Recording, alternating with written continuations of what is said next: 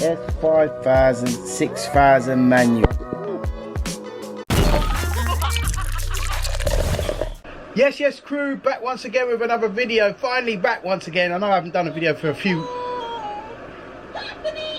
sorry about the noise in the background there. Got a couple of my granddaughter's toys in the studio. Anyway guys, I'm elated to tell you that I finally got my S5000 in the building. I've always wanted to get one of these samplers, man.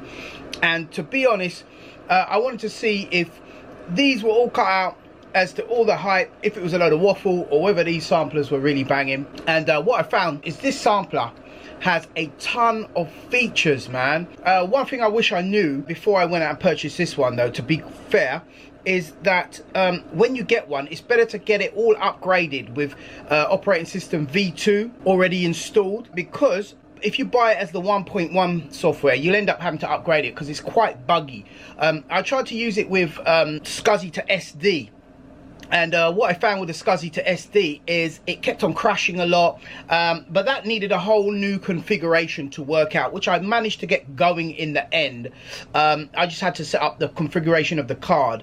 But what I also found that made this more stable to begin with is using the 1.1, the SCSI to SD was actually working, but it had some intermittent crashing issues and the machine wasn't really that stable.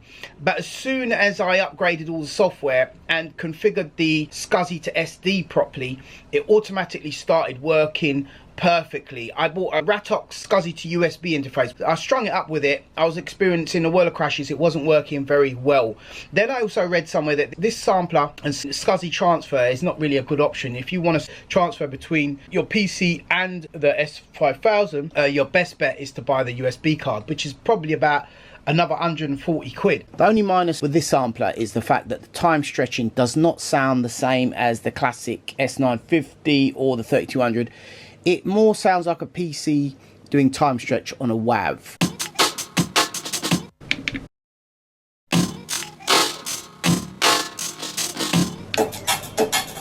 Guys, you can also use an external keyboard. Again, this was buggy in the 1.1 software. As soon as I updated the software, everything was working perfect. I don't recommend leaving it in there while you're not using it though, because it might get knocked and mash up the whole port.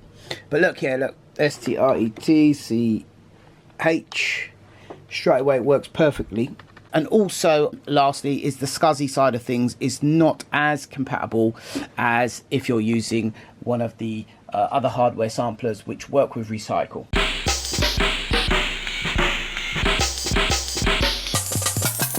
But anyway, I finally got this up and running and managed to have a little jam on it, checked out the sampler, and what a beast of a sampler once it's all working properly.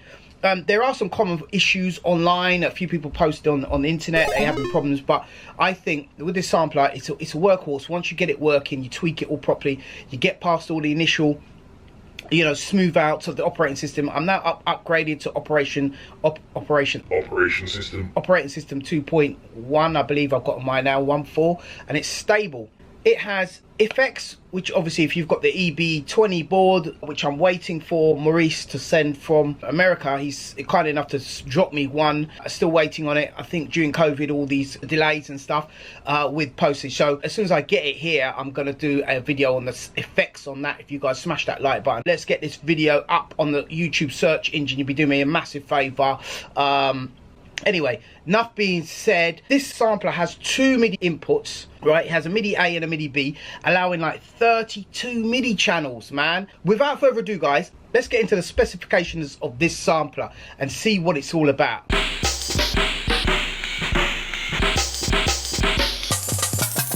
So the AKAI S5000 and 6000 feature DOS FAT32 disk format and WAV as the native format. Stereo WAV files are treated as single samples instead of two mono left and right samples, allowing easier sampling, editing and program creation. Any standard format PC WAV can be loaded directly for instant playback from any PC formatted hard drive attached to the S5000 or 6000 using downloaded samples available on the internet. So that's pretty cool. So it reads WAV files as standard. Both models feature a 64 voice system and both are upgradable up to 128 voices. Improved programming options allowing up to 128 multi-programs to be loaded into RAM at any one time, a quick load function to load samples directly into parts, and AKAI's APM assignable program modulation, which offers a comprehensive range of new filters, flexible envelope generators, LFOs and more. The S6000, which has the detachable screen, because the S5000 doesn't have the detachable screen, offers programmable user keys which can be assigned to any page for rapid access to commonly used functions. The S5000 features 8 individual analog outputs, upgradable up to a whopping 16 outputs for a hardware sampler, which is absolutely sick. You probably need a patch bay on your mixer to take full use of this, otherwise you'll need a crazy size mixer. While the S6000 comes equipped with 16 plus 2 analog outputs, the S6000 also includes balanced stereo input jacks, which are accessible by either the rear panel connectors or via the convenient jacks located on the S6000's front panel. The front panel of the S6000 features a removable full function remote control, allowing operation for a convenient location within the 30-meter range. Samples can either be loaded into RAM or directly onto the hard disk. Playback is either transparent, allowing playback of long samples directly from a disk without having to load them into memory. Now, one thing I noticed about this, yeah, you can audition samples. It's actually got an audition button, which is, I know it sounds for you guys who are using all your modern DAWs and all that, you'll probably laugh at that, but like for hardware samplers, that's it. RAM is expandable to 256 megabytes and the operating system runs from easily upgradable flash ROMs. Wow. Stereo I/O is standard, and both models are capable of handling up to 16 individual analog outputs, which can be configured as stereo pairs. You can have like 1 and 2 as left and right 1, 3 and 4 as left and right 2, which is pretty sick again for a sampler. Because normally on the previous versions of the AKAIs, you would have to do that via the main outputs, which will give you, you know, left and right out monitor. That will give you a stereo output. But with this, it's separate. 2 separate stereo pairs times 8, which will give you 16 channels. The S5000 and the S6000 also includes 2 SCSI ports. And just a quick update, guys, when you update to OS 2.0, you actually have a SCSI copy function that comes up, so you can use it to copy SCSI hard drives. So for example, if you had a Jazz drive and you wanted to copy, you know, it to your SCSI to SD, you can more likely copy the 2. And another beautiful thing about this that I found as well, I was able to go to the disk page when I had my EMU connected, because I connected the 2 of them through my SCSI to SD, and it was able to read the EMU's hard drive from here, and it also reads EMU samples. So far, from what I've seen, Recycle, as far as I know, doesn't see it, or I haven't been able to get to work with Recycle. So guys, comment down below if you've ever used a 5000 with Recycle, because I believe it doesn't work with it. And also, what software do you use to transfer files to and from, apart from AKAI SYS program, which looks absolutely sick, by the way, which I haven't got round to yet because I don't have the AKAI USB. As well as that, using the Ratok SCSI, or if you've got SCSI to SD version 6, another way to drop samples onto this is to simply connect your SCSI to SD USB port to your computer, and it will see it. Apparently there's a little bit of a lag and a delay. Eventually it pops up. You can drag and drop stuff. I haven't been able to master the hot swap part of the SCSI to SD either, so you guys comment down below if you guys know anything about that, whether you can just take one SD card out of your SCSI to SD and put another SD card in and it will work. My experience with that is the sampler just hangs. So yeah, the word clock connector ensures easy integration into all digital studio, and optional ADAT interface provides 16 digital outputs. Oh crap.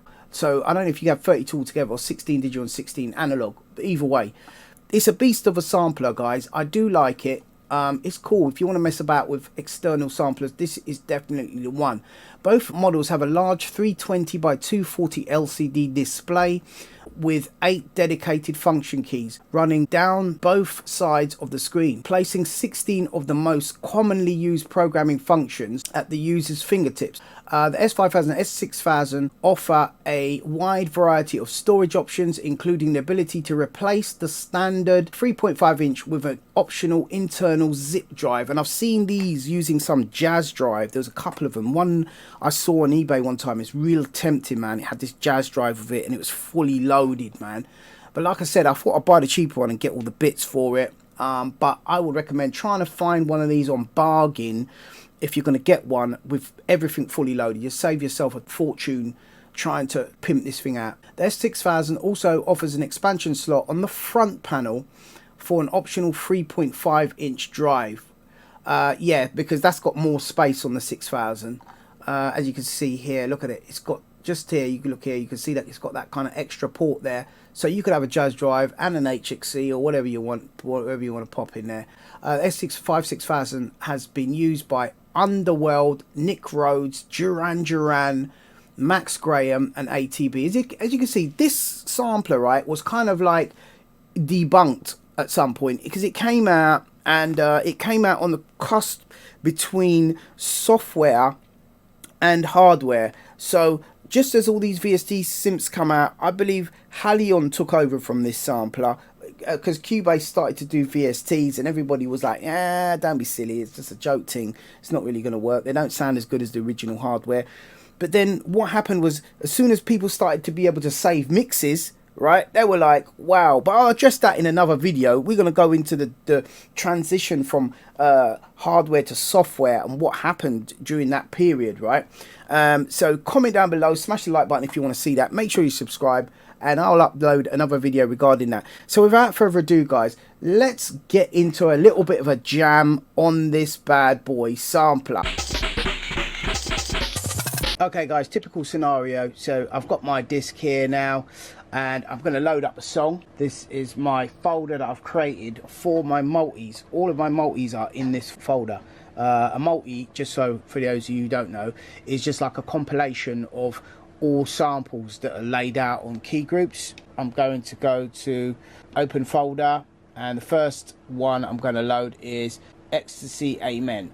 So load multi, hit execute, then that's going to load up the entire set, load up all the vocals, all the sounds, and then I'm going to go to renoise. Okay, so as you can see on here, I've got samples in here. I've got the Amen loop